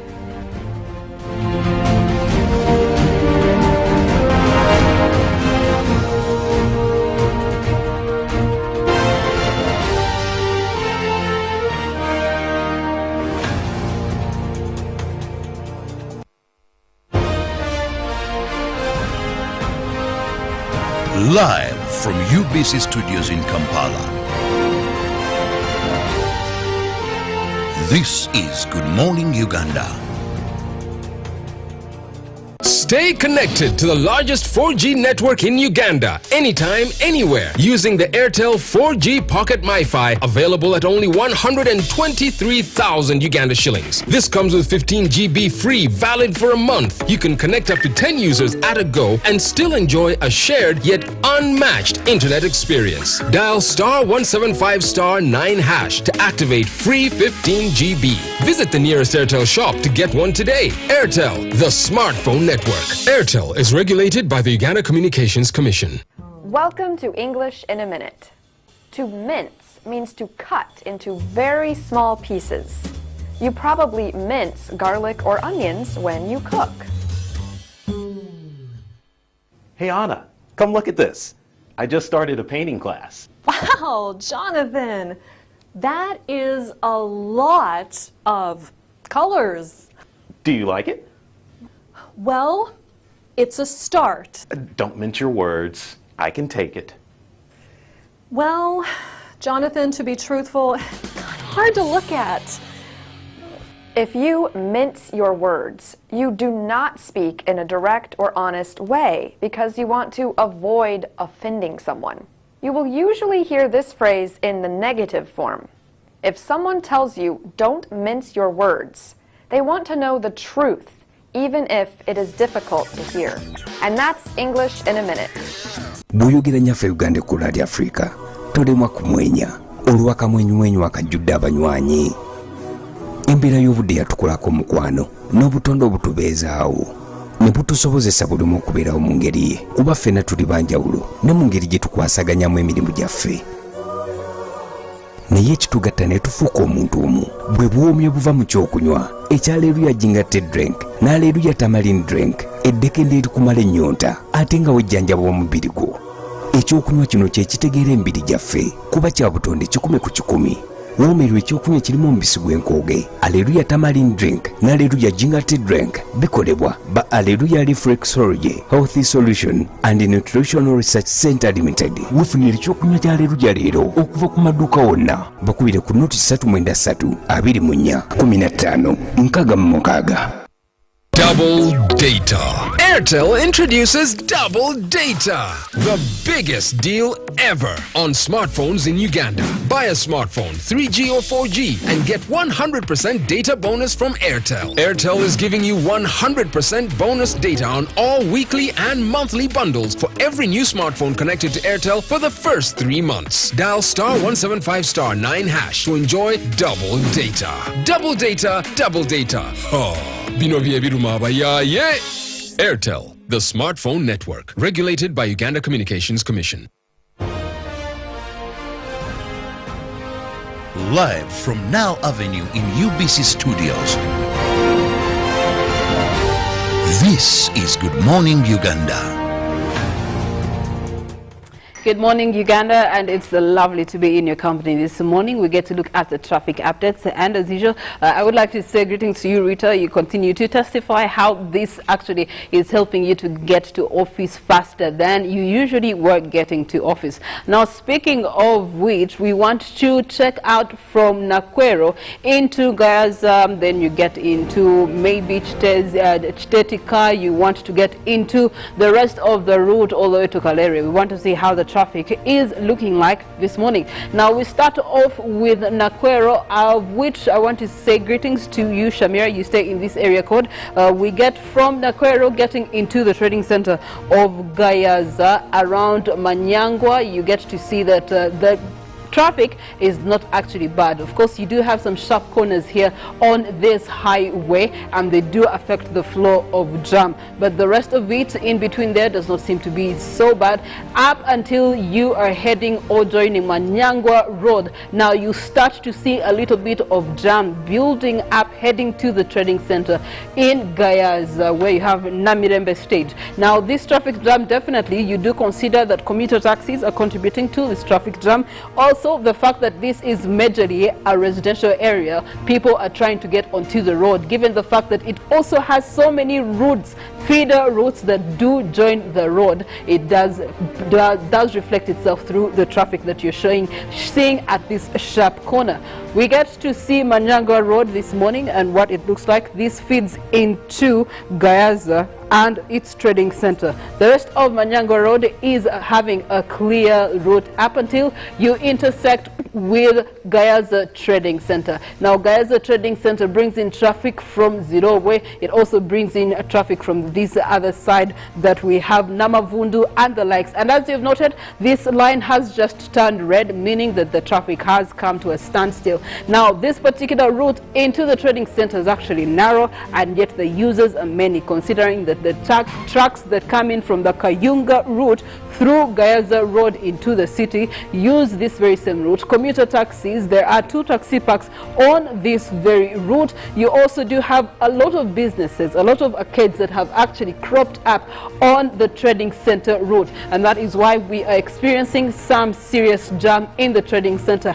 And funny to note that that jam is both for people that are coming in from town into Gayaza and also people that are coming from Gayaza heading into town. We look at the rest of the traffic onto Kampala-Gayaza Road away from the trading center, then it looks to be normal usual traffic that you would be expecting on any given day. You get to see that the Kampala-Gayaza route is actually a clear route. We get to see another cross section with Kampala-Gayaza Road and the area of Kasangati, where you have Nangabo on the other side, and you also have Buyinja and other areas right now, Bulamu area. All these areas do cross themselves at the Kasangati Trading Center. And for this trading center, you also get to see that, one, commuter taxis are so many. On either side, you are seeing signs of commuter taxis, which contribute contribute to the flow of jam. Also, because this is a residential area, it does show you that there is actually a lot of vehicles coming in from this route, and because they are trying to intersect with the main route or even cross through to Nangabo, that is why you're having a bit of jam build up right now in this area. So put that into consideration if you're coming from either side of this area code. We continue to look at Gayaza Kampala Road. Does not have jam away from the trading center. I think the highways are actually very clear. Looking at them this morning, we get to see so many areas. Traffic is very clear. You get to Magere Trading Center, you don't have any traffic that you are seeing. You get to the area of Rutete, there's no traffic that you are seeing. You get to so many other areas that come through and intersect with this Gayaza Kampala Road. Now there's also this other intersection that brings in traffic from Chanja. If you have not known, you can actually go through Chanja to be able to connect to Gayaza Road. This helps you avoid the jam right from Kalere. You get to avoid the jam at Chitezi and the likes. Chitetika is the area code. There is a fishing pond there, and it's called Chitetika Trading Center, also commonly known as Kumbuzi. Why? Because on these other sides, you definitely have a lot of, people roasting goat's meat in particular, and so you are even spoiled for choice. You go there and you have the best goat's meat in the area of Gaza. So Kumbuzi is something you might want to check out over the course of the weekend. But away from enjoying meats in our country, looking at this intersection from Chanja intersecting with Gaza Kampala Road, of course you do expect jam because these are residential areas and they are trying to get onto Gaza Road. Alternatively, on this other side, this traffic could be trying to get to Chanja, and so that is why you're having a standstill of vehicles there. Looking at the rest of Gayaza Kampala Road, there's that also major intersection of Waligo Road, and it does not show any traffic that is threatening to build up anytime soon. The rest of Kampala Gayaza Road is a clear route. Now we get to the area that I have reliably been informed has potholes. These potholes are becoming ponds anytime soon. People in Chitezi may start fishing within the road because of the potholes. You look at Lusanja Chitezi, which has also now become an area for residency. A lot of apartments, young people are taking up residency in Lusanja Chitezi area, and that does depict itself on the flow of traffic in this area. It does intersect with the trading center, of course, at Mpelere, and you get to see that now the jam is building up, joining the Gaza Kampala Road from Chitezi around Kobil Gaza Road fueling station. You get to see that jam on either side. Vehicles joining Chitezi and vehicles coming from Chitezi are having a slow flow of traffic because they're trying to join the main road or even get away from the main road. Of course, then that does impact how vehicles coming in from Gayaza and Chitetika are being affected.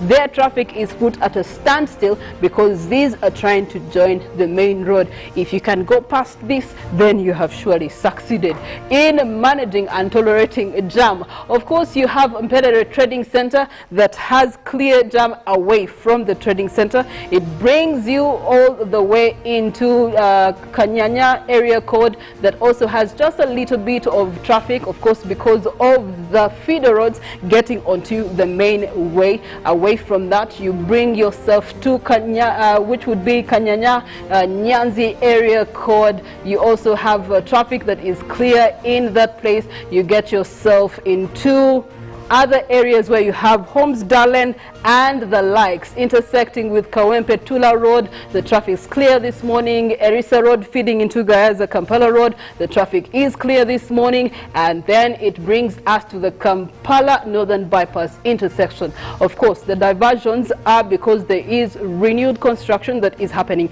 in this area, so it's definitely going to affect the flow of traffic for everyone. And as you can see, it has actually just turned red, meaning the traffic is now at a standstill for anyone right now interacting with the Kampala Northern Bypass. And so if you are one of those that is actually heading into this direction right now, you might want to consider an alternative route. The alternative routes would be through Nsoba, and Nsoba will bring you the alternative routes, you away from the bypass, you can use Chisinjiri route to get into Mawanda Road and be able to get into Old Mulago. Then you can be able to come out from Mulago roundabout. Or if you stay on the main road in Kalere Market, again, because of this traffic here, there's a standstill. Cars are not moving. It's affecting the rest of Kalere Market. Looking at the entire route this morning, it's a dead zone for you to use if you are in a rush hour, and if you're in a private vehicle that you are driving yourself today, then surely it's not a place for you to use this morning. We get to see how that traffic is done, feeding into the roundabouts that are usually commonly affected by traffic. The Kalere roundabout has a lot of traffic right now. You do have the Old Mulago roundabout is also having a lot of traffic right now because of the bypass. Now people are using this as the alternative route to get out of that traffic jam and be able to get into the heart of Kampala. However, even when you use the Old Mulago roundabout to get yourself to New Mulago roundabout, get yourself into Kawempe, trust you me, this may take you over 30 minutes. So please put that into consideration on any given time of the day. This between the New Mulago roundabout and Old Mulago roundabout, it will take you more than 30 minutes. So put that into time budgeting for your routes around this area code. And also you get to see that the New Mulago roundabout, Kira Road, is a dead zone. You have from Wandega, it's a dead zone. Yusuf Lule is also intersecting with the roundabout. It's a dead zone. There's so many potholes right here. But speaking of potholes, I passed through the Ring Road yesterday, and I want to say thank you KCCA for covering the potholes. They were a disaster. Some people were actually now opting to go the longer distance, go through Rubaga, then come back to Ndeba to be able to maybe go through Ndeba or continue to Kabowa, Najana, Kumbi, and the likes.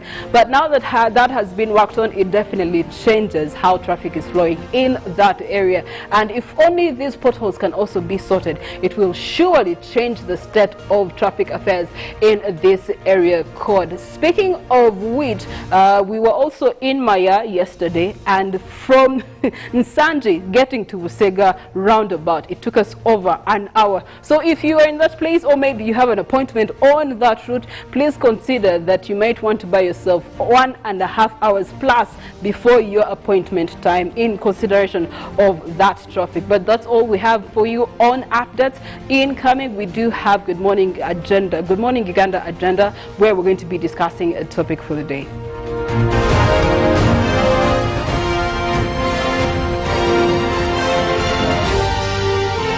This is Good Morning Uganda. The day the world stopped was the day we found where to go.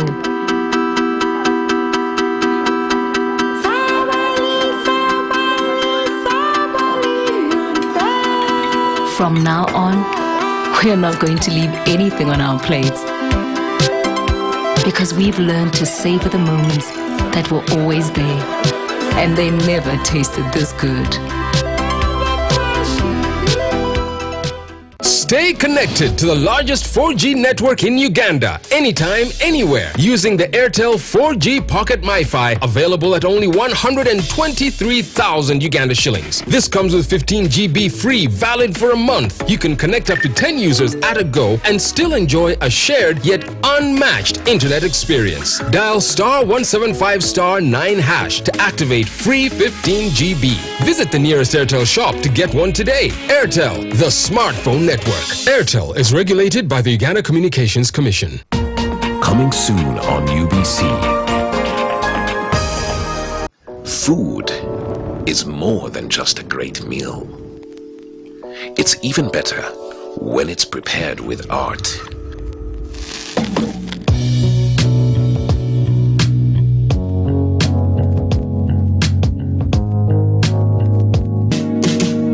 The Big Kitchen. Coming soon on your public broadcaster. Brought to you by... Because we've learned to savor the moments that were always there. And they never tasted this good. Double data.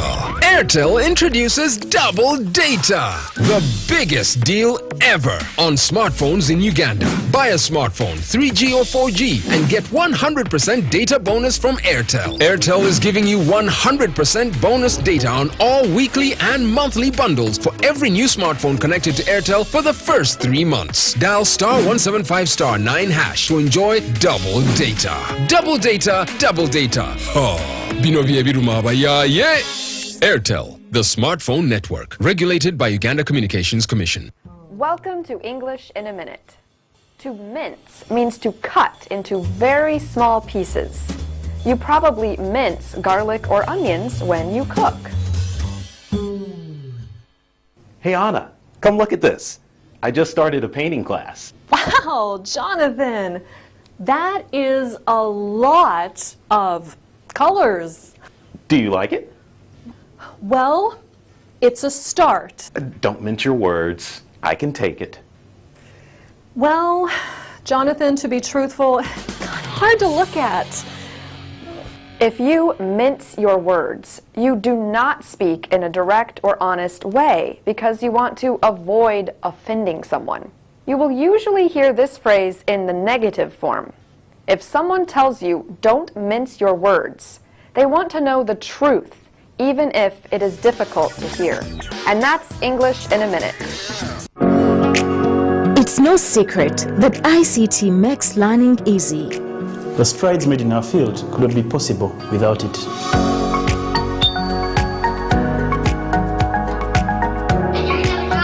And now we can watch our favorite show. My radio is my best friend. UCC provides an enabling regulatory environment and policy guidance for healthy competition. We also facilitate ease of doing business in the communications sector through licensing, standardization, spectrum management, tariff regulation, rural communication development, and consumer empowerment. An informed consumer is an empowered consumer. UCC supports local content and innovations. Driving the development of a robust communication sector in Uganda is Uganda Communications Commission. Daddy, surprise! Here is a pizza for you. Happy birthday to you. Daddy, you look not impressed. My daughter, this is not meaningful to me. Hallelujah Natural Drinks is my ideal gift today. Hallelujah Ginger Tea Drink and Hallelujah Tamarind Drinks are the most perfect nutritious and healthy products that help everyone to boost their immune system to get complete relief of most sicknesses like joint pains, cough, diabetes, blood pressure, easy digestion, and many more. And certified by UNBS. For orders, find us at Bifro House on Sir Apollo Kagwa Road, opposite MBI. Hallelujah Natural Drinks, perfect for your health.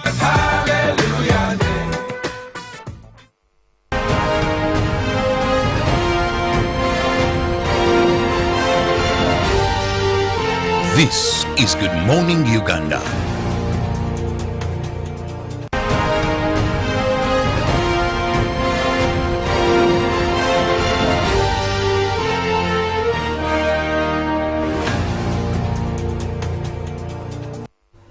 A lovely morning to you once again, and thank you for keeping it on UBC TV.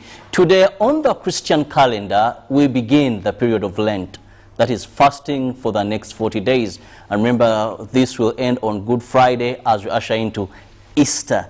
So happy Lent for all our brothers and sisters out there, mostly in the Catholic faith, where this is taken so serious. Also in other faith, but most of the Catholics. And with me is a staunch Catholic, someone I've known for the last few years as a staunch Catholic, but also a serving officer in Uganda Police. And that is Twine Marshal Charles, who is the spokesperson or PRO, Directorate of Crime Investigations, Uganda Police. Charles, you're most welcome. Thank you, Robert. I must say you're looking smart. Thanks so much. I love the red tie, matching with black, colors well combined. Yeah, colors were nice, and we Ugandans, and actually the people used to put on too much clothes until we started apportioning some colors, some political parties.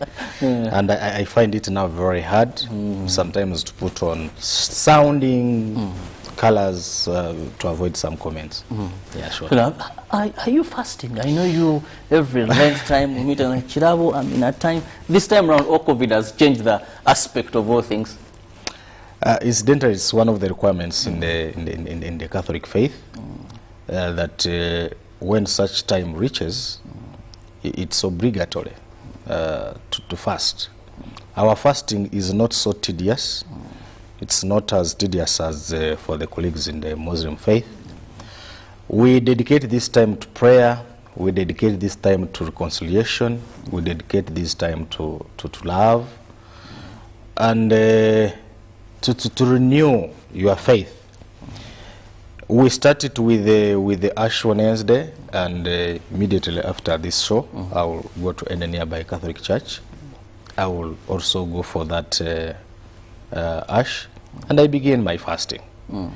And I want to, I think, assure Ugandans that with God's providence, we shall be more reloaded, more renewed, and therefore they should expect a better service, especially in these 40 days we are beginning today. Yeah, sure. One time I attended Mass during this period, and a Catholic priest in one of the churches said, if you've been taking alcohol regularly, this time this is from alcohol, but get that money that you've been spending on booze, and give it to the poor. Sure. No, I was asking.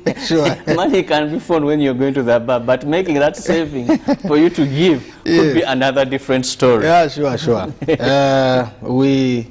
We are encouraged to look at colleagues, especially the needy, and sometimes if you are a kind of person who was spending on what can be avoided, please get that money, turn it to either items or give it as solid to a person who is needy. Well, from a bit of preaching, today is the beginning of Lent period, so please, as Christians, it's a time to renew our faith, our commitment to God, change our behavior, change our character, because we are preparing for the resurrection of Jesus Christ. We shall have Good Friday, then we shall be ushering into Easter. But today's topic, we are going to be looking at investigations as a tool of reducing crime. And like I said earlier, he comes from the Directorate of Crime Investigation, Uganda Police Force. He's the spokesperson, Twine Marshall Charles. Twine, first of all, let's understand, what do we mean when we talk about investigations under Uganda Police Force? We are going to investigate, we are going to investigate, we are going to investigate. Well, thank you. Allow me maybe to first greet Ugandans and bring to Ugandans greetings from my boss, Assistant Inspector General of Police, Grace Akuro, but also from the whole entire police management headed by the Inspector General of Police. Uganda Police does respect you and wishes you well. We also want to take this honor to congratulate the recently elected leaders, both from the President, the members of Parliament, and lower council levels. We also want to appeal the colleagues who never made it to Parliament or whatever level they were vying for, to stay calm and probably prepare for the next time. Uganda Police still assures the general public that the situation generally in Uganda is generally calm. The President has always said now and then that for the last 500 years, Uganda has never been as peaceful as it is today. We want to re-echo the words of H.E. the President, that for us people who do police the people, we have never had a peaceful society for all the entire time we have been policing from 1906 to date. So the situation is generally very calm generally, save for some few isolated cases of violence, robberies, and especially in Karamoja now, and then in the parts of Kapchorwa, and then some other isolated cases of robbery, snatching of phones. The situation is generally calm. Going back to your question, Robert, investigations is one of the activities Uganda Police does, and it is under the Directorate of Criminal Investigations Directorate. Like I indicated, it is commanded by a lady at the rank of Assistant Inspector General of Police, Grace Akuro. When we talk about investigations, It's one of our mandates as enshrined under Article 212 to detect and prevent and curtail the crime. Now, the investigation directorate, which I speak for, often comes in when a crime has already been committed. Of course, before being an investigator, you are trained as a police officer. And as a police officer, you are mandated to detect and prevent. You are supposed to secure life and property. It's encouraged that you can do preventive kind of occurrence. Now, in an event that situations have not prevented the commission of a crime and a crime is committed, now it's our obligation as investigators to begin the process of investigations. It's a very big process. It begins from a person coming to the counter and he reports a crime. Sometimes police can think by itself. Like, for example, of recent, you must have been so many reckless postings on the social media. Sometimes we don't wait for somebody to come and complain. We know inevitably that some of those postings are affecting our Ugandans. So we open a case by ourselves. But once a case is opened, it is given a reference. If it is in the main stations, we give it what we call CRB. It is a criminal record reference, registered. Now, it is the moment it is given a reference, now the head of the station, in as far as crime investigation is concerned, is the OCCID. The information that has been reported, sometimes it is actually backed by some maybe documentary evidence, or somebody comes with a witness, you compile a file, he allocates it to an investigator. The process is long, but we do it basically as the process of dispensing justice. When we are doing investigations, we look at key elements, and one of them is whether the offense exists in our law. So that is one. The offense must, it must be an offense within the laws. Within the laws. And the laws now of we are the looking country. at how investigations are done. Yeah, sure. Okay. Because you can't investigate or whatever is reported. We've had situations where somebody comes in and reports, do you know what? I work with Robert, but the guy is so proud. He cannot greet me. Even when I greet him, he can't answer. I mean, you can't register that.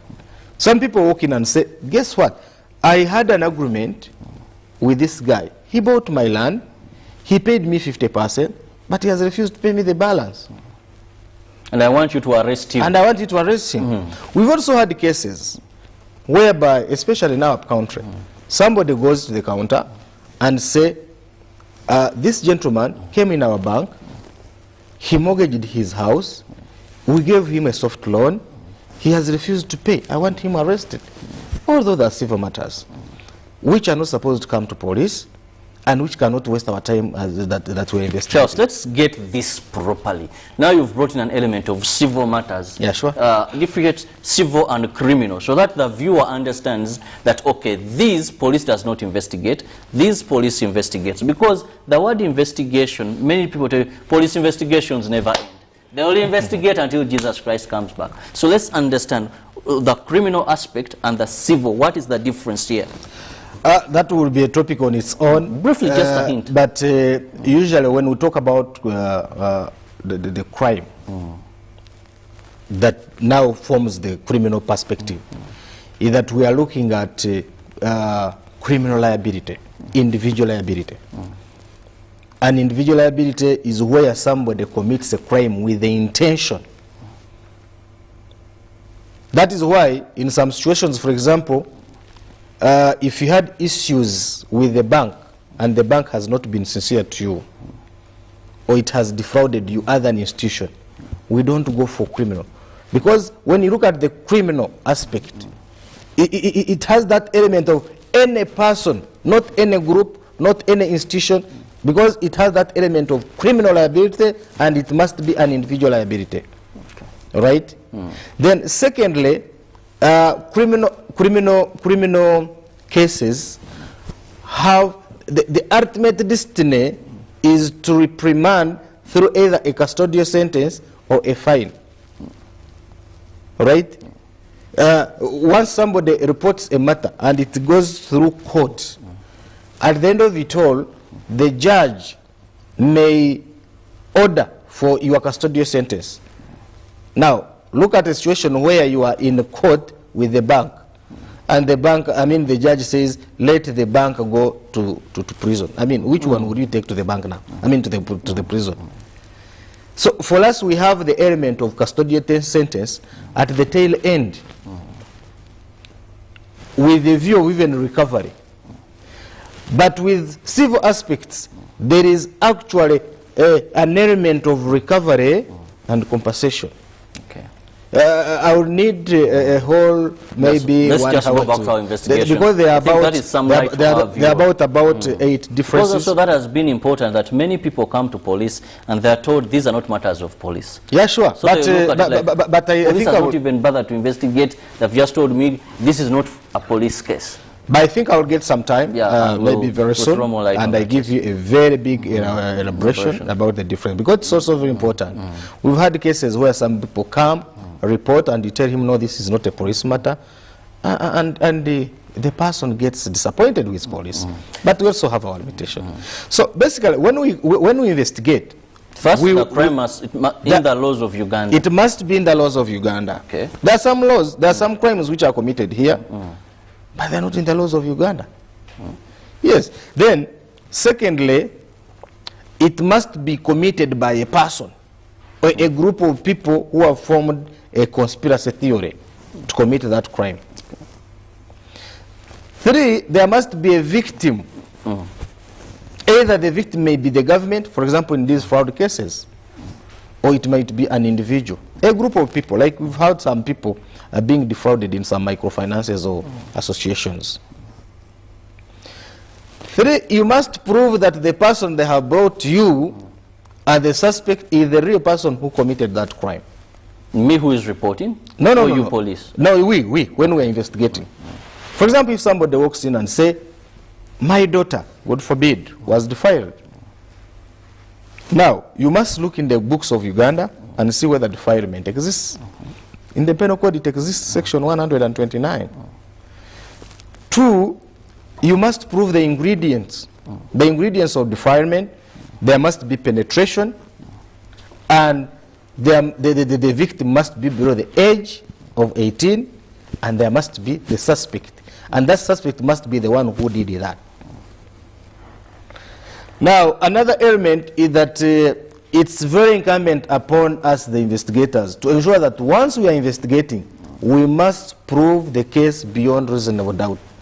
The law of Uganda, unfortunately, lies too much to the side of the suspects. Even in court, in Uganda, the burden of proof lies on he who alleges. Actually, it's a principle in law that he who alleges must prove. Now, it's incumbent upon the investigator that during the course of investigations, they must gather sufficient investigation to prove the case beyond reasonable doubt, because that is the standard of proof. When there is a doubt in any investigations, however slight it is, the benefit goes to the accused. So as Criminal Investigation Directorate, we empower and train and engage our investigators that once they are investigating, they must ensure that they investigate, gather sufficient evidence to prove the case beyond reasonable doubt. Whether it is in economic crimes, cases of obtaining money by false pretense, cases of false checks, cases of fraud, whether it is in land fraud, whether it is in SGBV, sexual gender-based cases, domestic violence, rape, defilement, whether it is in crime of corruption, embezzlement, causing financial loss, abuse of office, corruption generally, giving false accounting, you must prove the case beyond reasonable doubt. Now, for us to do that, that's where I want to understand, what is the role of the public or society in this whole picture of investigation? No. That's not true. Actually, our number one infrastructure in crime investigations is the society, the members of the public. They are the best witnesses. They are the victims of the crime.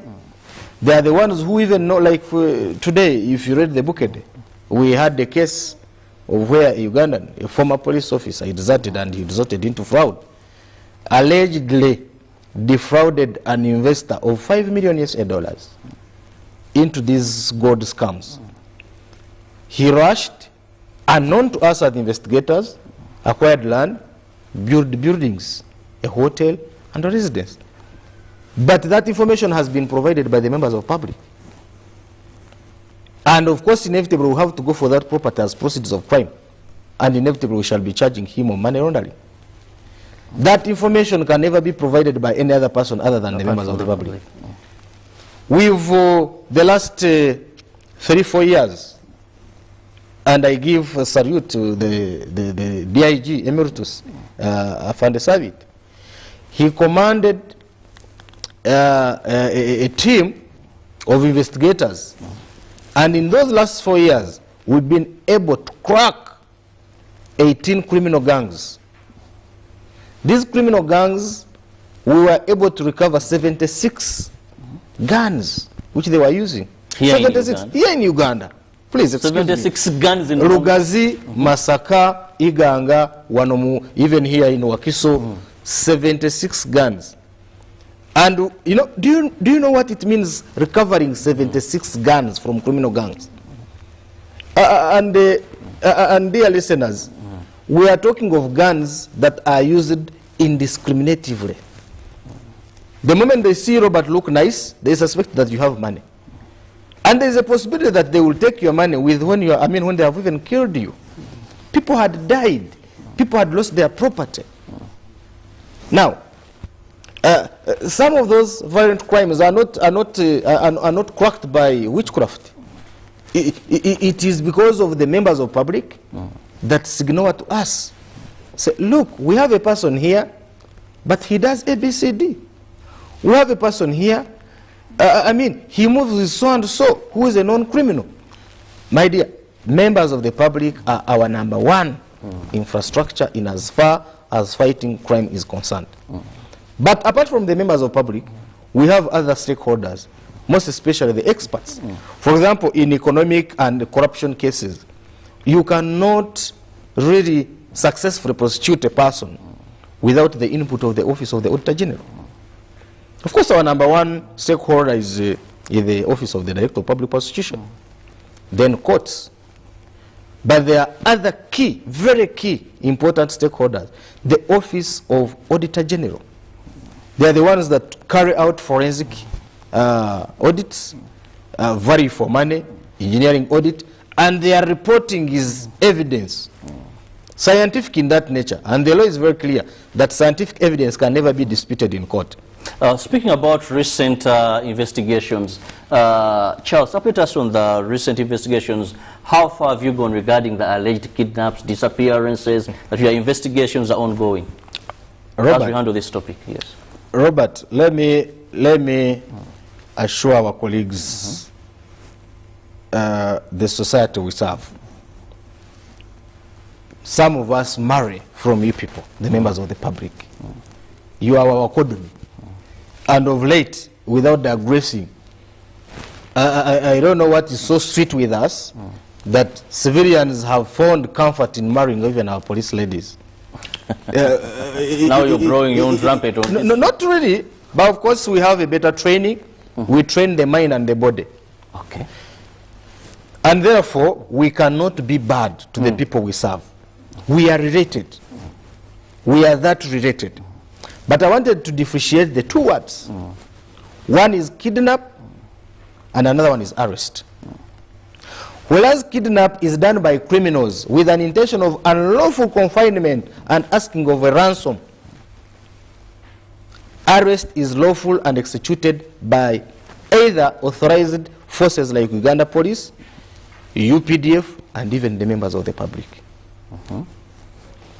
I can tell you and emphasize this, that there is no Ugandan that has been arrested by either Uganda People's Defense Forces, that has been taken by Uganda Police Force, and we have asked for a ransom.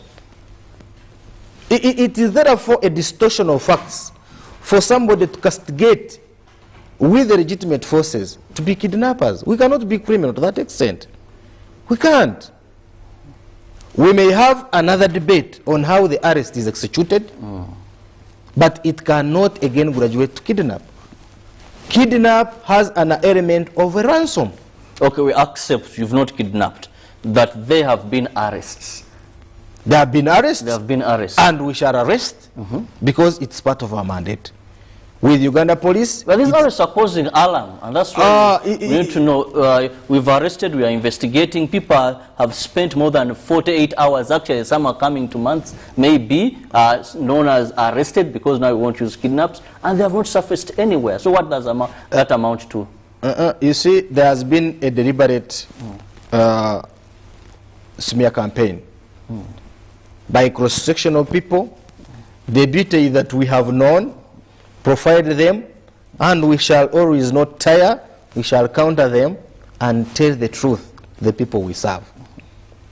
The people we serve are our bosses.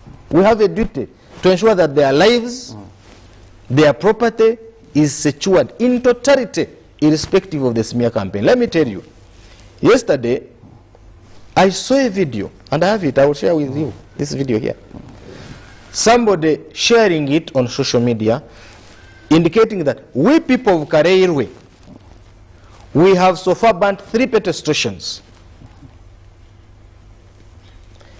Then what are you people of Kabaragara and Natete waiting for? You see, somebody posts a video. Indeed, there is a petrol station burning. He has removed the voices of where it happened, because we have since known that this thing was in Nigeria. He removed the language of Nigeria and he puts Uganda. Fabaikalerwe tumaze okwocha petrol stations 2 mwabeka walaga nenansana mulinze eki. So those are the people you arrested? Now those are the smear campaign. Now the smear campaign now I'm talking about is that we have alarmists. On 27th of January, the Deputy Inspector General of Police gave an ultimatum to the Director CID. Say, I've heard cries of people indicating that their people were arrested, and they are kept incommunicado. Gave an ultimatum of 48 hours to investigate and give a report. Shortly after, the Director CID asked Mr. Nanga to give a communication calling for whoever lost his person under unceremonious, probably seemingly kidnapped circumstances, or even any other circumstance, to report any nearby police station. All stations, we sent a message, we call it WET, that please convey any message relating to any kidnap or any arrest or any person missing by 3rd of February. And we have since not received any. From 3rd February? The communication was done on 29th. We got people reporting of their missing persons, and that reporting stopped on 3rd. We have since not got any other person reporting the loss. From 3rd till to date? Yes. But people reported, and the number were 44. 44 people were reported missing in their various communities. Have you accounted for the 44? I am coming.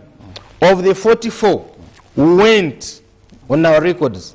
We found out that 36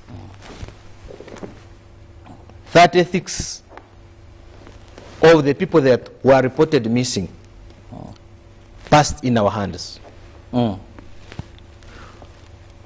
Some of the people of the 36 were taken to court, and even some of the family members knew. Some of the family members who were part of the people who were crying that their people are missing knew. We had about 5 families who knew that their people were taken to court. They had even listed them in prison. Another category of people had been given a bond.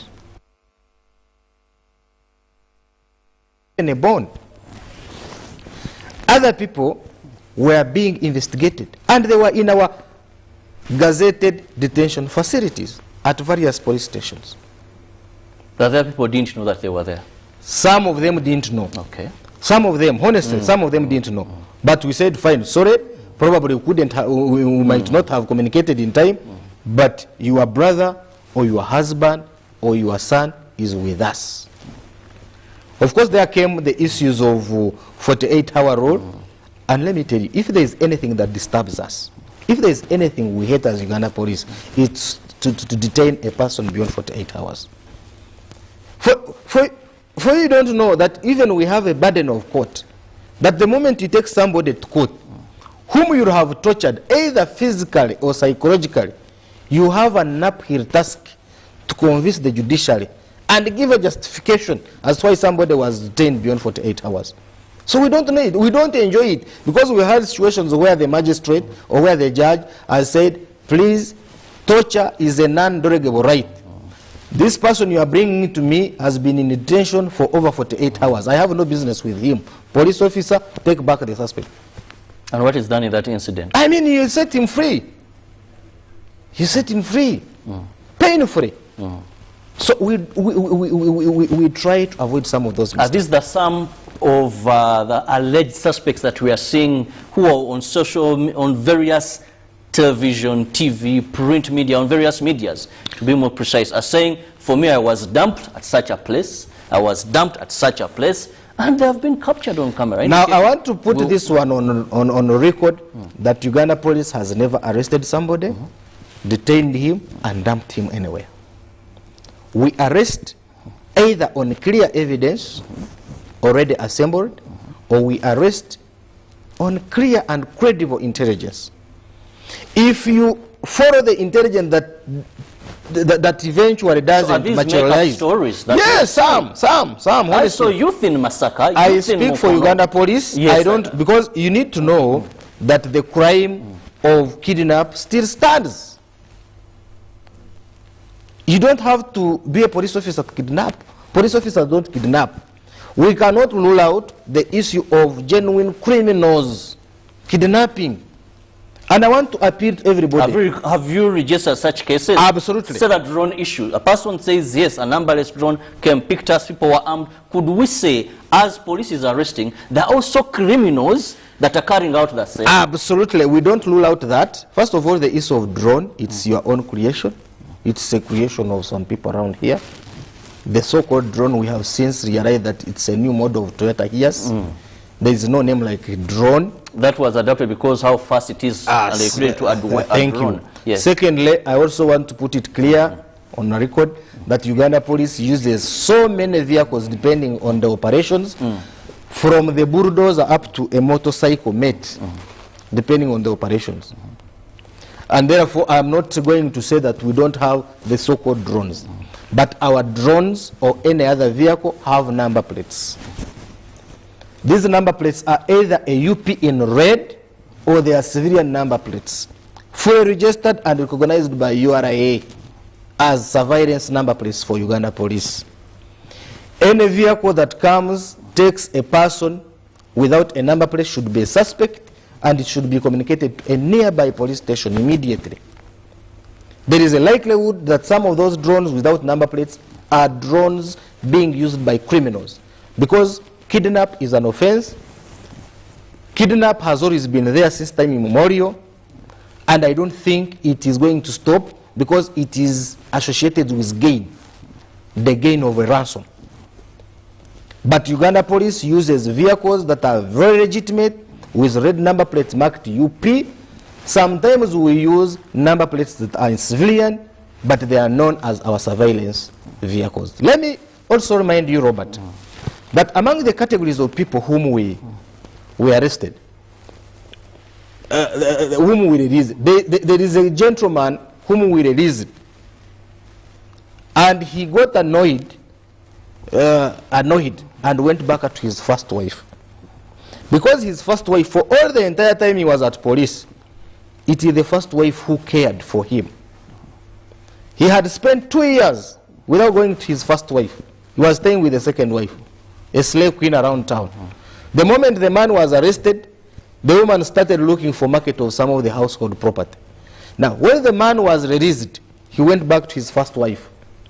And this second wife was somewhere crying that her husband had been kidnapped. Now, when we had her on record, we called her and said, but look, this man came here, he was given a police bond, so and so stood for him surety, and he's at his home. He said, which home? Until we were informed by the first wife that, oh, glory be to God, Uganda police, you have finally helped me. This man of mine had disappeared for 2 years. Marshal, time is not our best ally. Yes, we're already into some minutes. But as we wind up the topic of investigation, this is so broad. Arrests, kidnaps, has been clarified that Uganda police does not kidnap. It does arrest. Time is not our best ally. But let me get just your final remarks to Ugandans, most on investigations, but also on this current issue that is trending. Thank you, Ugandans. Like any other institution, our aim to professionalize, deliver services efficiently and effectively is still work in progress. Somewhere, somehow, we might have not reached the desired levels, but we have the will to ensure that we give you the best quality of investigations.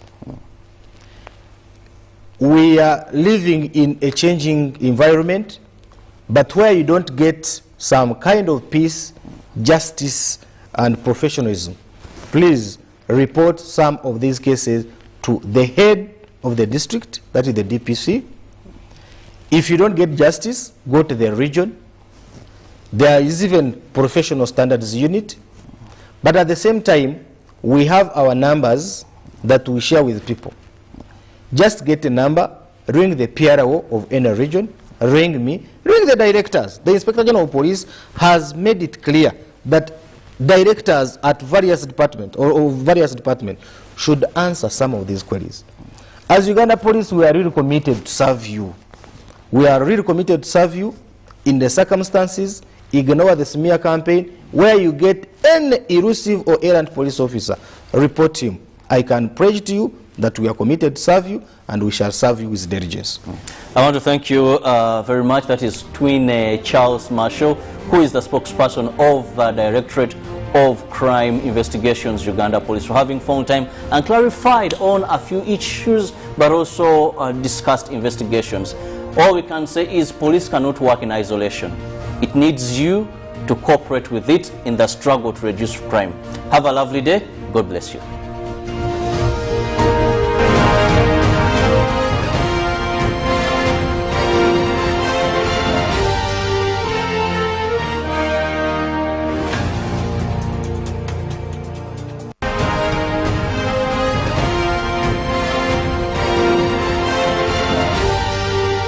This is Good Morning Uganda. Stay connected to the largest 4G network in Uganda, anytime, anywhere, using the Airtel 4G Pocket MiFi, available at only 123,000 Uganda shillings. This comes with 15 GB free, valid for a month. You can connect up to 10 users at a go and still enjoy a shared yet unmatched internet experience. Dial *175*9# to activate free 15 GB. Visit the nearest Airtel shop to get one today. Airtel, the smartphone network. Airtel is regulated by the Uganda Communications Commission. Coming soon on UBC. Food is more than just a great meal. It's even better when it's prepared with art.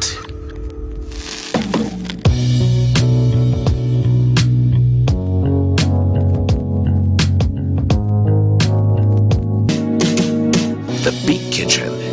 Coming soon on your public broadcaster. Brought to you by... Because we've learned to savor the moments that were always there, and they never tasted this good. Double data. Airtel introduces double data, the biggest deal ever on smartphones in Uganda. Buy a smartphone, 3G or 4G, and get 100% data bonus from Airtel. Airtel is giving you 100% bonus data on all weekly and monthly bundles for every new smartphone connected to Airtel for the first 3 months. Dial *175*9# to enjoy double data. Double data, double data. Oh, bino bye birumaba ya ye. Airtel, the smartphone network, regulated by Uganda Communications Commission. Daddy, surprise! Here is a pizza for you. Happy birthday to you. Daddy, you look not impressed. My daughter, this is not meaningful to me. Alleluia Natural Drinks is my ideal gift today.